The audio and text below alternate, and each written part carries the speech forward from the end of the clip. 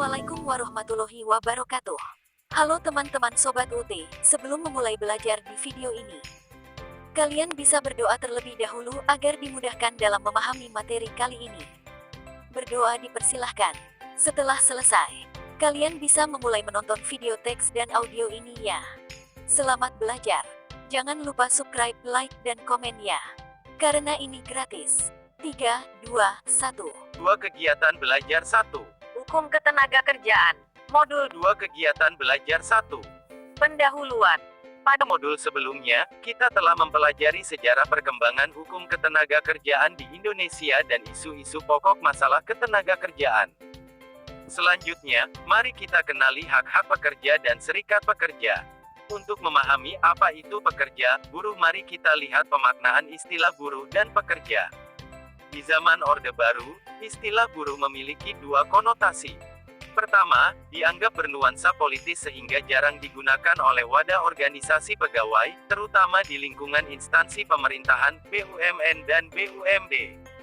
Kedua, dikonotasikan untuk para pekerja kasar, seperti buruh pabrik dan pelabuhan. Konotasi yang terakhir sampai sekarang masih melekat. Sikap pemerintah Orba menciptakan paradigma baru dengan memperkenalkan istilah pekerja sebagai pengganti kata buruh, tujuannya untuk mengeliminasi masalah politik dari aktivitas sosial ekonomi.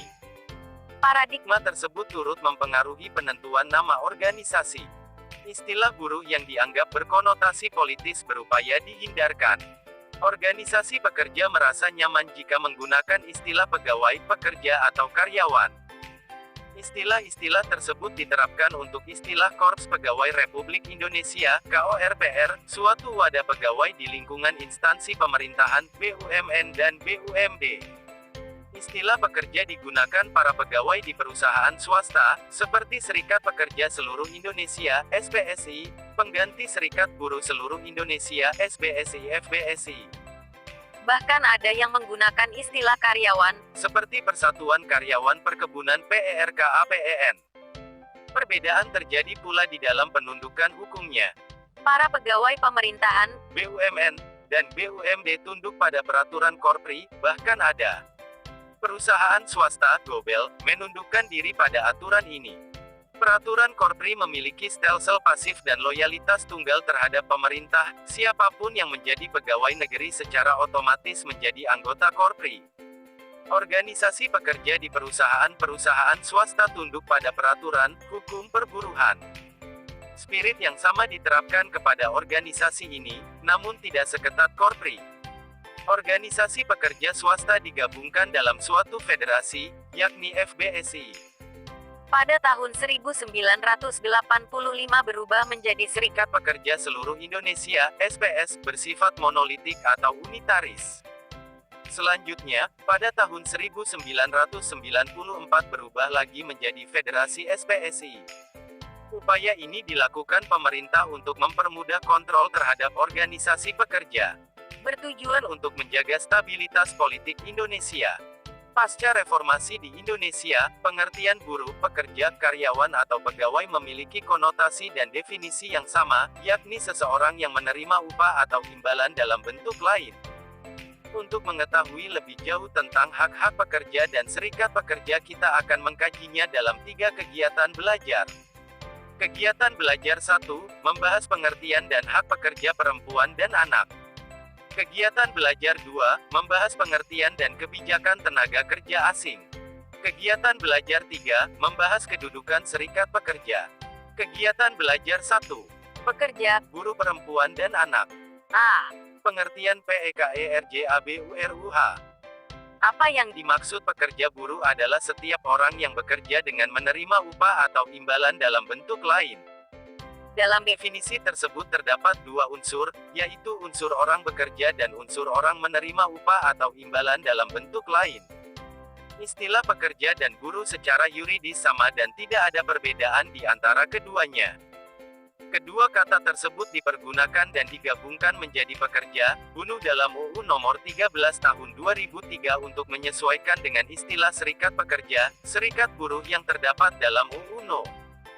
21 tahun 2000 yang telah diundangkan sebelumnya. Berikut dikutipkan istilah Definisi pekerja dalam UU. 1. Pekerja adalah tenaga kerja yang bekerja di dalam hubungan kerja pada pengusaha dengan menerima upah. Pasal 1 Angka 3 UU Nomor 25 Tahun 1997 tentang Ketenagakerjaan. 2. Pekerja adalah setiap orang yang bekerja dengan menerima gaji, upah, atau imbalan dalam bentuk lain. Pasal 1 Angka 11 UU Nomor 40 Tahun 2004 tentang Sistem Jaminan Sosial Nasional. 3. Pekerja adalah setiap orang yang bekerja dengan menerima gaji, upah, atau imbalan dalam bentuk lain. Pasal 1 Angka 8 UU Nomor 24 Tahun 2011 tentang Badan Penyelenggara Jaminan Sosial. Penyamaan definisi mempengaruhi penamaan organisasi masing-masing serikat buruh, serikat pekerja, serikat karyawan atau organisasi wadah pegawai di luar kedinasan lainnya memiliki definisi yang sama, yaitu organisasi yang memperjuangkan, membela serta melindungi hak dan kepentingan pekerja, buruh serta meningkatkan kesejahteraan pekerja, buruh, dan keluarganya. Pendefinisan tersebut ditegaskan di dalam UU No. 21/2000 tentang Serikat Buruh (SP), Serikat Pekerja (SP), dan UU lainnya yang terkait dengan hubungan industrial, seperti UU No. 13/2003 dan UU No. 2200 UU dimaksud merupakan hasil ratifikasi dari Konvensi ILO. Namun jika terdapat perbedaan, biasanya terletak pada sejarah terbentuknya masing-masing organisasi dalam penjelasan UU No. 21/2000 ditegaskan, bahwa pekerja, buruh merupakan MD Mitra kerja pengusaha yang sangat penting dalam proses produksi dalam rangka meningkatkan kesejahteraan pekerja, buruh dan keluarganya, menjamin kelangsungan perusahaan, dan meningkatkan kesejahteraan masyarakat Indonesia pada umumnya. Sehubungan dengan hal itu, SPSB merupakan sarana untuk memperjuangkan kepentingan pekerja, buruh dan menciptakan hubungan industrial yang harmonis, dinamis, dan berkeadilan. Oleh karena itu, pekerja, buruh dan SPSB harus memiliki rasa tanggung jawab atas kelangsungan perusahaan dan sebaliknya pengusaha harus memperlakukan pekerja, buruh sebagai mitra sesuai dengan harkat dan martabat kemanusiaan. B. Kedudukan PEKERJABURUH Perempuan. Ketentuan yang mengatur mengenai perlindungan bagi pekerja perempuan, baik dalam konvensi internasional maupun peraturan perundang-undangan di Indonesia, antara lain. 1. Convention on the Elimination of All Forms of Discrimination Against Women yang telah diratifikasi dengan UU No. 7 Tahun 1984 CEDAW. 2. ILO Convention No. 183 YR 2000 on Maternity Protection, Konvensi ILO mengenai perlindungan maternitas. 3. UU No. 13 Tahun 2003 tentang Ketenagakerjaan UU Ketenagakerjaan. 4. UU No. 39 Tahun 1999 tentang Hak Asasi Manusia UU HAM. 5. UU No. 36 Tahun 2009 tentang Kesehatan UU Kesehatan. Pekerja, Buruh perempuan dalam Undang-Undang No. 13 Tahun 2003 mendapatkan perhatian khusus. Di antara perhatian khusus yang dimaksud meliputi 1. Ketentuan jam kerja dan jenis pekerjaan. A. Pekerja, Buruh perempuan yang berusia kurang dari 18 tahun dilarang dipekerjakan antara pukul 23 hingga pukul 7. B. pekerja, Buruh perempuan yang hamil yang menurut keterangan dokter berbahaya bagi kesehatan dan keselamatan diri dan kandungan jika bekerja. malam hari, Dilarang dipekerjakan antara pukul 23 hingga pukul 7. C. Pengusaha yang mempekerjakan pekerja, buruh perempuan antara pukul 23 hingga pukul 7 wajib 1. Memberikan makanan dan minuman bergizi. 2. Menjaga kesusilaan dan keamanan selama di tempat kerja. D.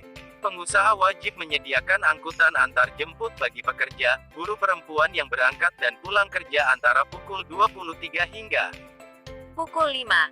2. Ketentuan larangan hamil. UU No. 13/2003 tentang Ketenagakerjaan tidak memberikan kewenangan kepada pengusaha atau perusahaan untuk membuat perjanjian kerja yang memuat ketentuan kepada larangan menikah maupun larangan hamil selama masa kontrak kerja atau selama masa tertentu dalam perjanjian kerja. Ketentuan ini terdapat pada pasal 153 ayat 1 huruf E UU No. 13/2003 yang berbunyi, pengusaha dilarang melakukan pemutusan hubungan dengan alasan pekerja, buruh perempuan hamil, melahirkan, gugur kandungan, atau menyusui bayinya. Pemutusan hubungan kerja yang dilakukan karena pekerja hamil adalah batal demi hukum dan pengusaha wajib mempekerjakan kembali pekerja FAN bersangkutan sesuai pasal 153 ayat 2 UU No. 13/2003. Jadi, meskipun dalam perjanjian kerja misalnya tertulis bahwa pekerja dilarang hamil sebelum waktu tertentu, namun karena hal tersebut bertentangan dengan peraturan perundang-undangan yang ada dan hak asasi manusia, perempuan, maka secara hukum perusahaan tidak dapat memutus hubungan kerja karyawan yang bersangkutan. 3. Perlindungan bagi pekerja perempuan selama masa kehamilan. Menurut pasal 76 ayat 2 UU No. 13 tahun 2003 tentang ketenagakerjaan, pengusaha dilarang mempekerjakan pekerja perempuan hamil yang menurut keterangan dokter berbahaya bagi kesehatan dan keselamatan kandungannya maupun dirinya apabila bekerja antara pukul 23 sampai dengan pukul 7. Pasal 3 Konvensi ILO No. 183 tahun 2000 mengatur lebih lanjut bahwa pemerintah dan pengusaha sepatutnya mengambil langkah-langkah yang tepat untuk menjamin bahwa pekerja perempuan hamil tidak diwajibkan melakukan pekerjaan yang dapat membahayakan kesehatan ibu dan anak dalam kandungan. Mempekerjakan seorang wanita pada pekerjaannya yang mengganggu kesehatannya atau kesehatan anaknya, sebagaimana yang ditentukan oleh pihak berwenang, harus dilarang selama masa kehamilan dan sampai sekurang-kurangnya 3 bulan setelah melahirkan dan lebih lama bila wanita itu merawat anaknya. 4. Ketentuan cuti hamil. Pengaturan mengenai cuti hamil ini diatur dalam pasal 82 UU No. 13 tahun 2003 tentang ketenagakerjaan, yakni sebagai berikut. A. Pekerja perempuan berhak memperoleh Istirahat selama 1,5–1,5 bulan sebelum saatnya melahirkan anak dan 1,5–1,5 bulan sesu. melahirkan menurut perhitungan dokter kandungan atau bidan. B. Pekerja perempuan yang mengalami keguguran kandungan berhak istirahat 1,5–1,5 bulan atau sesuai dengan surat keterangan dokter kandungan atau bidan. Pekerja perempuan berhak memperoleh cuti selama 1,5 bulan sebelum mel dan 1,5 bulan sesudah melahirkan atau jika diakumulasi menjadi 3 bulan. Mengenai cuti keguguran, pasal 82 ayat 2 UU nomor 13 tahun 2003 menyatakan bahwa pekerja perempuan yang mengalami keguguran kandungan berhak memperoleh istirahat 1,5 bulan atau sesuai dengan surat keterangan dokter kandungan atau bidan yang menangani kasus keguguran Anda. 5. Cara pengajuan cuti hamil. Melahirkan. Seorang pekerja perempuan berhak atas cuti hamil, melahirkan dan manfaat bersalin. Pekerja tersebut dapat memberikan pemberitahuan secara lisan atau tertulis kepada pimpinan perusahaan atau pihak manajemen Yang mengatakan bahwa dia akan melahirkan anaknya dalam waktu 1,5 bulan. Dan setelah menerima surat pemberitahuan tersebut, maka pihak perusahaan yang berwenang harus memberikan cuti di hari selanjutnya. Apabila kelahiran terjadi lebih awal dari yang diperhitungkan oleh dokter kandungan, tidak dengan sendirinya menghapuskan hak atas cuti bersalin, melahirkan. hak cuti bersalin. Melahirkan secara akumulatif 3 bulan. Pengusaha dapat mengatur pemberian hak cuti Yang lebih dari ketentuan normatif. atau menyepakati pergeseran waktunya, dari masa cuti hamil ke masa cuti melahirkan, baik sebagian atau seluruhnya sepanjang akumulasi waktunya tetap selama 3 bulan atau kurang lebih 90 hari kalender. Walaupun sebenarnya, pekerja perempuan dapat menentukan kapan cuti tersebut diambil, misalkan pekerja perempuan boleh memilih cuti selama 1 bulan sebelum melahirkan dan 2 bulan sesudah melahirkan sepanjang akumulasi waktunya tetap selama 3 bulan. Perusahaan-perusahaan di Indonesia memberikan kebebasan tenaga kerja untuk bebas memilih waktu cuti, asalkan ada rekomendasi dari dokter, bidan dan informasi waktu cuti kepada perusahaan. Selama 3 bulan cuti hamil, melahirkan tersebut, perusahaan tetap wajib memberikan hak upah penuh, artinya perusahaan tetap memberi gaji pada pekerja perempuan yang hamil meskipun mereka sedang menjalani cuti hamil, melahirkan. 6. Biaya melahirkan bagi pekerja perempuan. Pasal 4 ayat 1 UU No. 3 Tahun 1992 tentang Jaminan Sosial Tenaga Kerja dan Pasal 2 Ayat 3 PP No. 14 Tahun 1993 tentang penyelenggaraan program jaminan sosial tenaga kerja menyatakan bahwa pengusaha yang mempekerjakan tenaga kerja sebanyak 10 orang atau lebih, atau membayar upah paling sedikit Rp. 1 juta sebulan, wajib mengikut sertakan tenaga kerjanya dalam program jaminan sosial tenaga kerja yang diselenggarakan oleh badan penyelenggara, yakni PT Persero Jamsostek. Sesuai Pasal 6 UU No. 3/1992 dan Pasal 2 Ayat 1 PP No. 14/1993, lingkup program jaminan sosial tenaga kerja saat ini adalah meliputi 4 program, yakni A. Jaminan Kecelakaan Kerja, JKK. B. Jaminan Kematian, JK. C. Jaminan Hari Tua, JHT. D. Jaminan Pemeliharaan Kesehatan, UPK. Dalam hal ini, Jaminan bagi pemeriksaan kehamilan dan pertolongan persalinan termasuk dalam JPK yang menjadi hak pekerja. cakupan program JPK ini termasukkan kepada pekerja pelayanan persalinan, Yakni pertolongan persalinan yang diberikan kepada pekerja perempuan berkeluarga atau istri pekerja peserta program JPK maksimum sampai dengan persalinan ketiga. besar bantuan biaya persalinan normal setinggi-tingginya Ditetapkan Rp500.000. 7. Biaya persalinan bagi istri seorang karyawan. pekerja berhak atas Jaminan sosial diantaranya program jaminan pemeliharaan kesehatan, JPK. Cakupan program JPK termasuk pelayanan persalinan yang diberikan kepada pekerja perempuan berkeluarga atau istri pekerja peserta program JPK. Jadi, jika pekerja telah diikut sertakan pada program JPK pada PT Persero Jamsostek, maka istri pekerja berhak memperoleh bantuan biaya persalinan dari PT Persero Jamsostek. Atau, jika perusahaan mengikut sertakan pekerja pada asuransi kesehatan dengan manfaat yang lebih baik dari JPK yang diberikan PT Persero Jamsostek, maka biaya persalinan dapat ditanggung oleh perusahaan asuransi tersebut. Meskipun, pada praktiknya, Biaya yang ditanggung bisa berbeda-beda, bergantung pada asuransi kesehatan yang diikuti oleh perusahaan terkait. 8. Hak bagi pekerja perempuan di masa menyusui anaknya. Pasal 83 UU No. 13/2003 tentang Ketenagakerjaan menyatakan bahwa pekerja perempuan yang anaknya masih menyusu harus diberi kesempatan sepatutnya untuk menyusui anaknya jika hal itu harus dilakukan selama waktu kerja. Dalam penjelasan pasal 83 tersebut diatur bahwa maksud dari kesempatan sepatutnya tersebut adalah lamanya waktu yang Diberikan kepada pekerja perempuan untuk menyusui bayinya dengan memperhatikan tersedianya tempat yang sesuai dengan kondisi dan kemampuan perusahaan yang diatur dalam peraturan perusahaan atau perjanjian kerja bersama. Ketentuan pasal 83 tersebut dapat diartikan sebagai kesempatan untuk memerah ASI bagi pekerja perempuan pada waktu kerja. Pasal 10 Konvensi ILO No. 183 tahun 2000 mengatur lebih lanjut bahwa seorang pekerja perempuan harus diberi hak untuk satu atau lebih jeda di antara waktu kerja atau pengurangan jam kerja setiap harinya untuk menyusui bayinya, dan jeda waktu atau pengurangan jam kerja ini dihitung sebagai waktu kerja, sehingga pekerja perempuan tetap berhak atas pengupahan.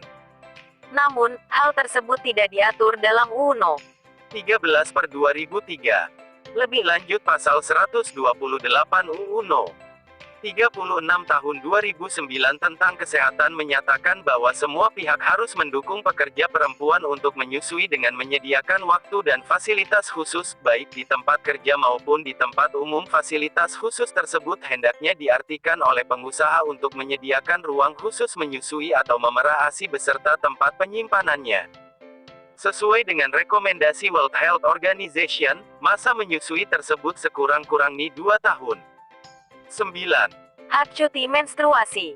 Sesuai dengan UU No. 13 tahun 2003 pasal 81 pekerja perempuan yang dalam masa menstruasi merasakan sakit dan memberitahukannya kepada manajemen perusahaan, maka dia tidak wajib bekerja pada hari pertama dan kedua dalam masa menstruasinya. Dalam kenyataannya, Banyak pekerja perempuan yang tidak menggunakan hak cuti menstruasi. Di samping itu, hak ini ada yang dipersulit di beberapa perusahaan yang meminta surat keterangan dokter untuk mendapat cuti menstruasi, dan faktanya jarang bahkan mungkin hampir tidak ada perempuan yang pergi konsultasi ke dokter karena menstruasi. C. Kedudukan PEKERJABURUH anak. Pekerja anak adalah bagian dari anak yang bekerja, working children, namun yang tidak sesuai dengan aturan ketenagakerjaan dan konvensi ILO. Sebab pada dasarnya anak-anak, yaitu mereka yang menurut UU Nomor 23 Tahun 2002 berusia 18 tahun ke bawah, tidak boleh bekerja kecuali keadaan terpaksa yang disebabkan adanya persoalan ekonomi dan sosial dari keluarga anak yang tidak menguntungkan. Ini berarti dalam situasi darurat, seorang anak boleh bekerja tetapi itu pun dengan tidak boleh menyimpang dari ketentuan yang diatur dalam UU. Berdasarkan UU Nomor 13 Tahun 2003 tentang Ketenagakerjaan disebutkan bahwa usia anak yang bekerja, working children, tidak boleh kurang dari 13 tahun dan hanya boleh bekerja pada jenis-jenis pekerjaan ringan yang tidak membahayakan fisik, mental, dan moral anak.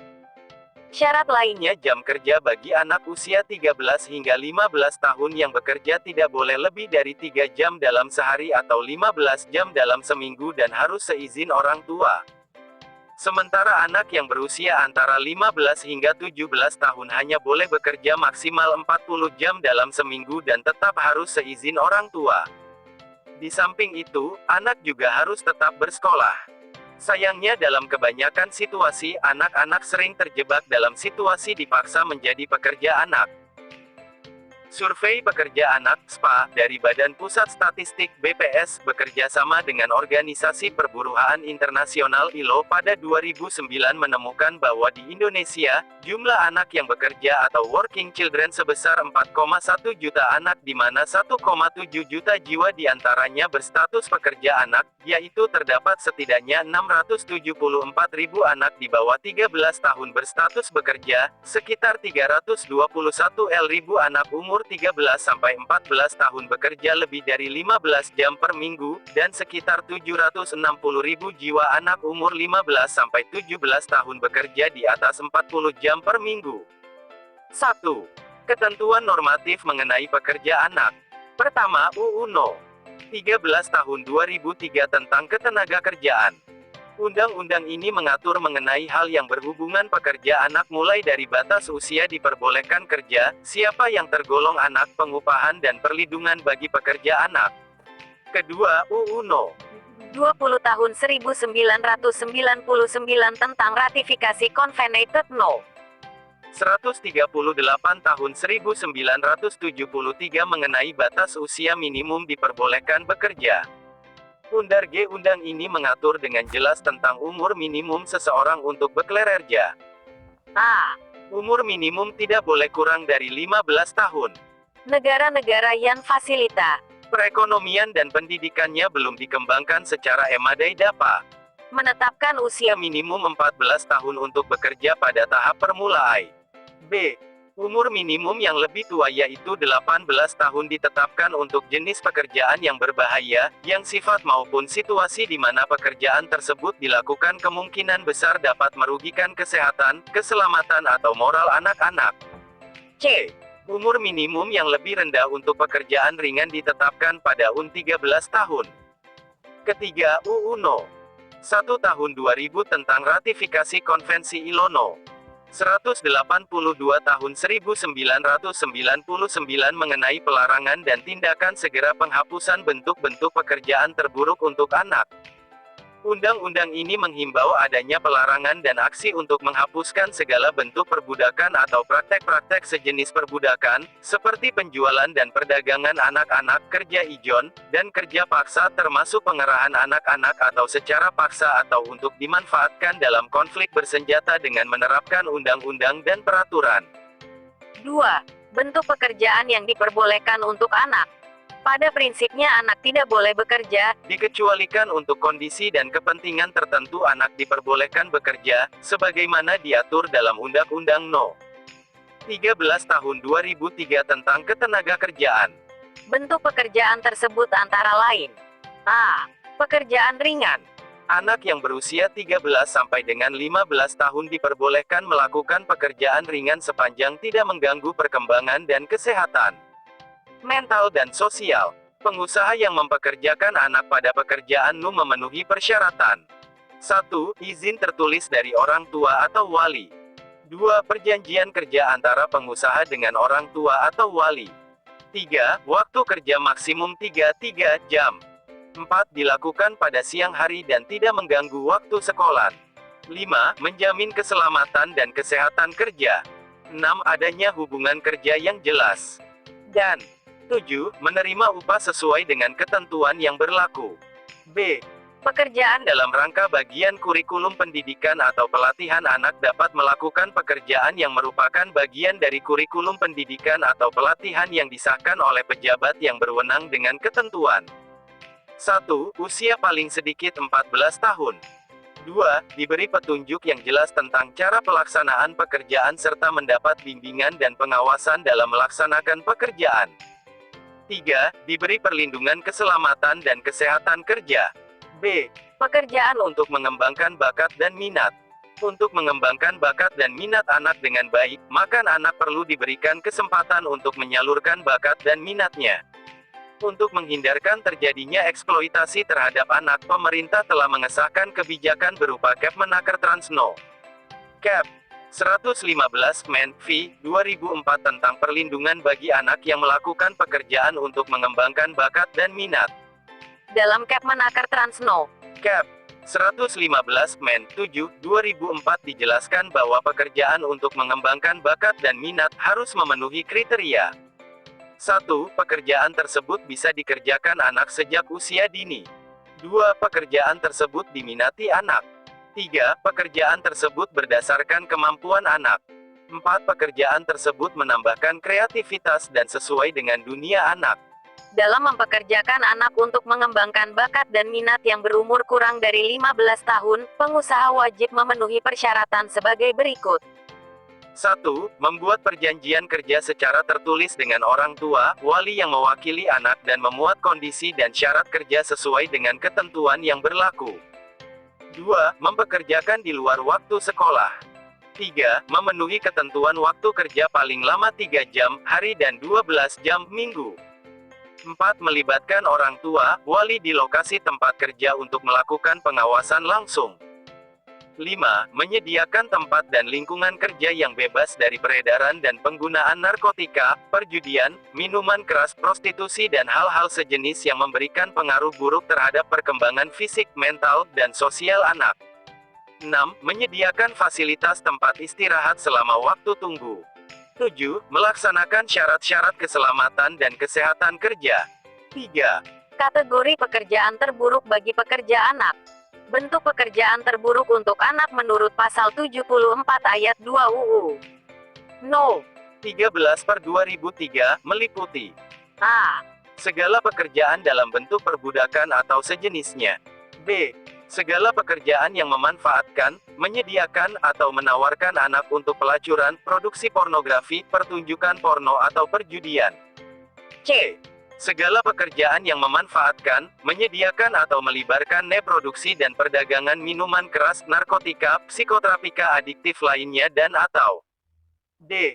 Semua pekerjaan yang membahayakan kesehatan, keselamatan atau sumber anak. 4. Jenis-jenis pekerjaan yang berbahaya bagi anak. Jenis-jenis pekerjaan yang membahayakan kesehatan, keselamatan anak ditetapkan dengan keputusan Menteri No. Cap. 235 Men 2003, yaitu A. jenis-jenis pekerjaan yang membahayakan kesehatan dan keselamatan kor. 1. Pekerjaan yang berhubungan dengan mesin, pesawat, instalasi dan peralatan lainnya, meliputi pekerjaan pembuatan, perakitan, pemasangan, pengoperasian, dan perbaikan. A. Mesin-mesin. B. Pesawat. C. Alat berat, traktor, pemecah batu, grader, pencampur aspal, mesin pancang. D. Instalasi, pipa bertekanan, listrik, Pemadam kebakaran. dan listrik. E. Peralatan lainnya, tanur, dapur peleburan, lift. Pecancah. F. Bejana tekan, botol baja, bejana penimbun, bejana pengangkut dan sejenisnya. 2. Pekerjaan yang dilakukan pada lingkungan kerja yang berdaya melinut. A. Pekerjaan yang mengandung bahaya fisik. B. Pekerjaan yang mengandung bahaya kimia. C. Pekerjaan yang mengandung bahaya biologis. 3. Pekerjaan yang mengandung sifat dan keadaan berbahaya tertentu. A. Konstruksi bangunan, jembatan, irigasi jalan. B. Pada perusahaan pengolahan kayu seperti penebangan, pengangkutan dan bongkar muat. C. Mengangkat dan mengangkut secara manual beban di atas 12 untuk anak laki-laki dan 10 kg untuk anak perempuan. D. Dalam bangunan tempat kerja terkunci. E. Penangkapan ikan yang dilakukan di lepas pantai atau perairan ke dalam. F. Dilakukan di daerah terisolasi dan terpencil. G. Di kapal. H. Dalam pembuangan dan pengolahan sampah atau darai barang-barang bekas. I. Dilakukan antara pukul 18 pukul 6. B. Jenis-jenis pekerjaan yang membahayakan moral anak. 1. Pekerjaan pada usaha bar, diskotik, karaoke, bola sodok, bioskop, panti pijat atau lokasi yang dapat dijadikan tempat prostitusi. 2. Pekerjaan sebagai model untuk promosi minuman keras, obat perangsang seksualitas dan atau rokok. Sekian kegiatan belajar 1 pada modul 2.